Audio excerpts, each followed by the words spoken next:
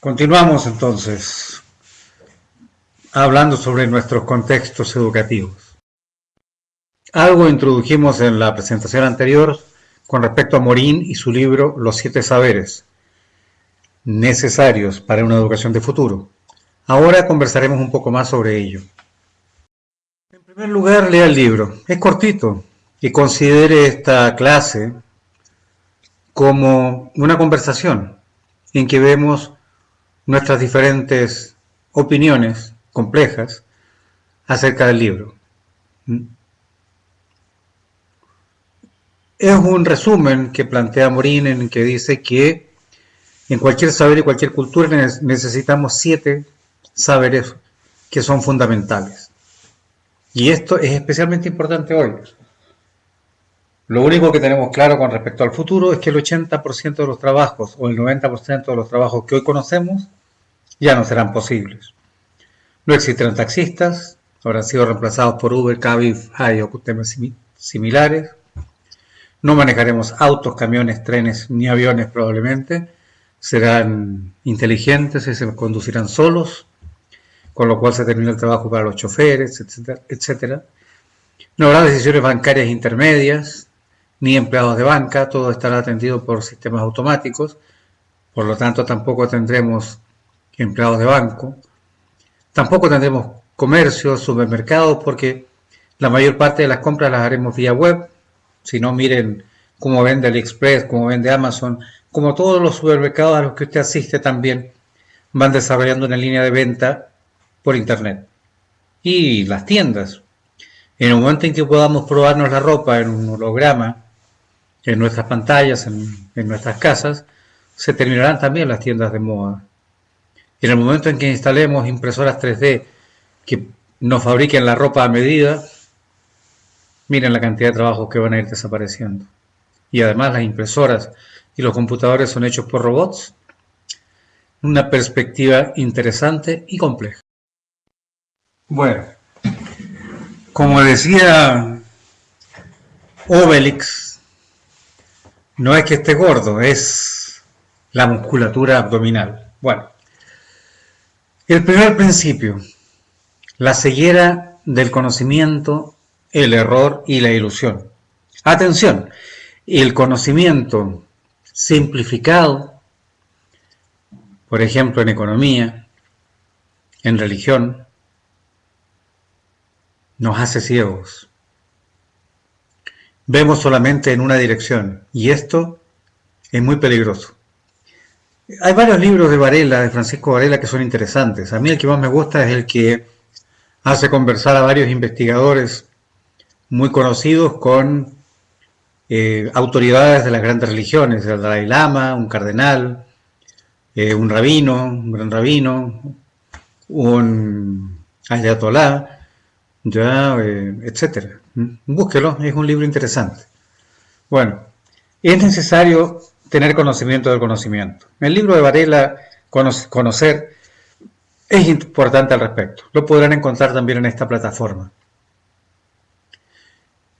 Es interesante que los humanos busquemos no solamente el conocimiento, sino ser lúcidos ante el conocimiento.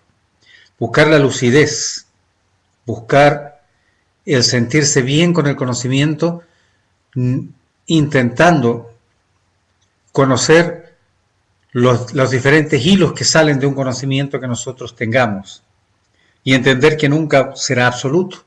Acuérdense del teorema de Gödel. Siempre un conjunto tiene un punto ciego. Siempre un conocimiento tiene un punto ciego.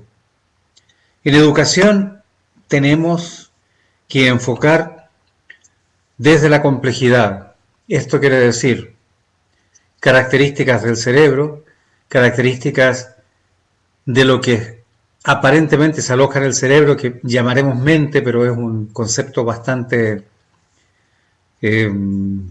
difuso, bastante difícil de aprender, y tenemos que introducir también los elementos culturales, los elementos de la tradición de cada uno.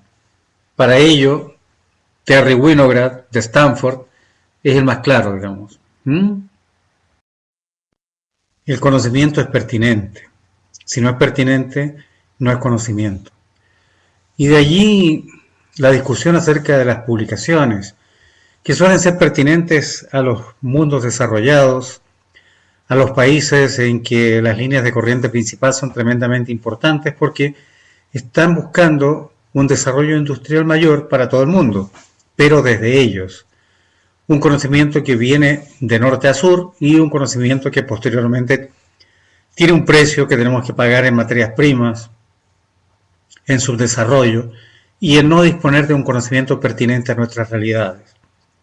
Fíjense, este sombrerito es un sombrero de los Andes ecuatorianos y tiene varias características pertinentes a su contexto. Primero, está hecho de cuero de oveja, ¿ya? Es además un arma, permite defenderse, es durísimo, ¿ya? Si golpea uno a alguien con él, lo puede aturdir o si le saca más filo a los laterales puede cortar. Se fijan, el conocimiento es pertinente. Nuestro conocimiento en América Latina tiene que ser un conocimiento para aplicar en nuestro camino. No tenemos que comprar recetas que se aplicaron en gente que tenía un camino diferente. El conocimiento nunca es imparcial, nunca es neutro y nunca es estático. No es neutro. El llevarse al conocimiento de América Latina es para poder venderlo posteriormente a nosotros mismos. Por eso necesitamos generar nuestros propios emprendimientos, nuestros propios conocimientos, decolonizarnos efectivamente. Por eso en las primeras presentaciones hablábamos de la educación en China. O sea, Europa tendría que sacar lecciones de la educación china y no vendernos a nosotros lecciones de una educación que es la más nueva en todo el mundo civilizado.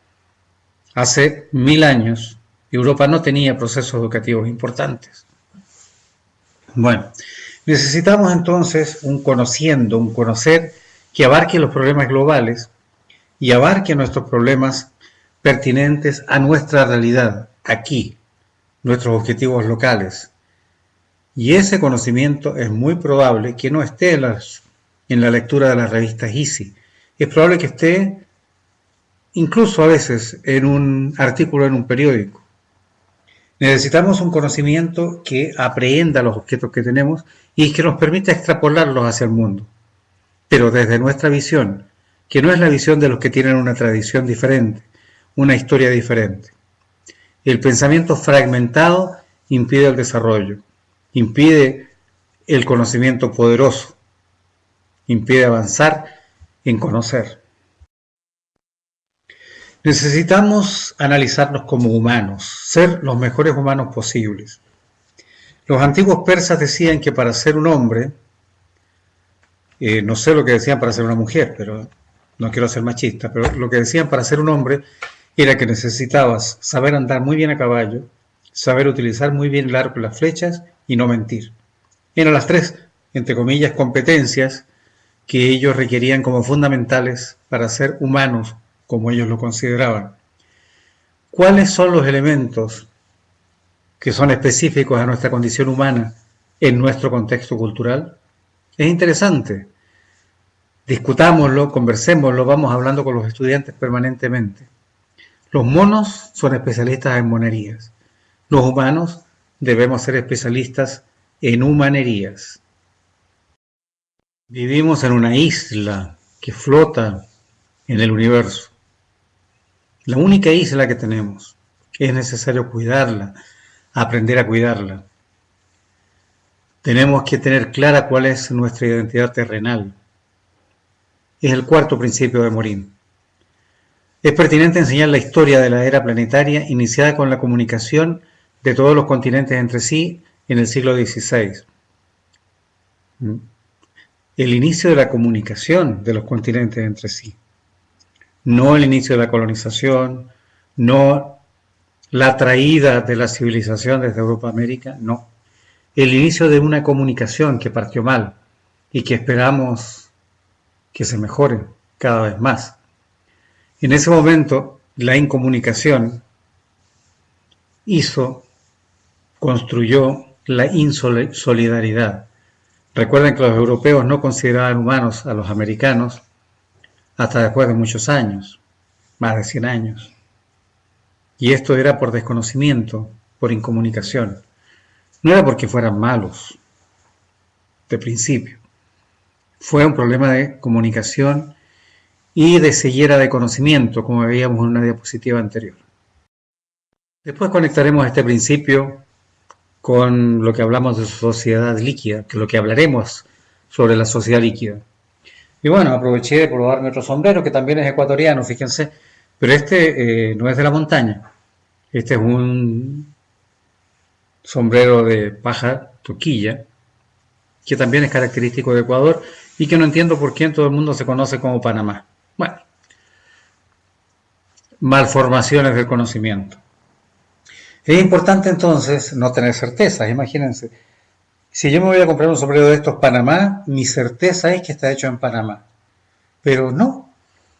Entonces siempre tenemos que dejar paso a las incertidumbres. Tenemos que enfrentar las incertidumbres, pero no discutirnos con ellas, no pelearnos con las incertidumbres. Tenemos que aceptarlas.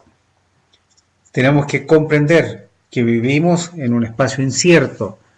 Todas las ciencias tienen incertidumbres, ya sean las físicas, las biológicas, las históricas, las meteorológicas, para decir una muy evidente. Necesitamos saber, proponer cómo enfrentar riesgos, cómo vivir en lo inesperado, cómo soportar lo incierto, cómo aceptarlo como parte de la riqueza de la complejidad que nos rodea. Una de las capacidades entonces que tenemos que potenciar en nuestros estudiantes, en nuestros procesos educativos, es la capacidad de aceptar lo inesperado y de vivir con lo inesperado y aprovecharlo de manera positiva. Bueno, es importante también entonces respetar al otro, asumir y aceptar la otredad, el hecho de que el otro es otro ente subjetivo como yo. Enseñar entonces en nuestros procesos educativos la comprensión, comprender al otro desde su tradición, desde su historia, desde su cultura, desde su contexto. Necesitamos que además el otro nos comprenda, la comprensión debe ser mutua. Ello nos ayudará a comunicarnos. El tener comprensión, el asumir al otro como ser tal como yo, como lo enseñan muchas religiones, nos evitaría los episodios de xenofobia, de homofobia, etc. Cada uno es un otro diferente, pero tan importante como lo soy yo. Solo varían nuestras tradiciones y esas tradiciones son las que ricamente nos hacen diferentes. Les comento, prefiero a un ingeniero que me diga: señor, el puente que ustedes me encargan no lo sé hacer.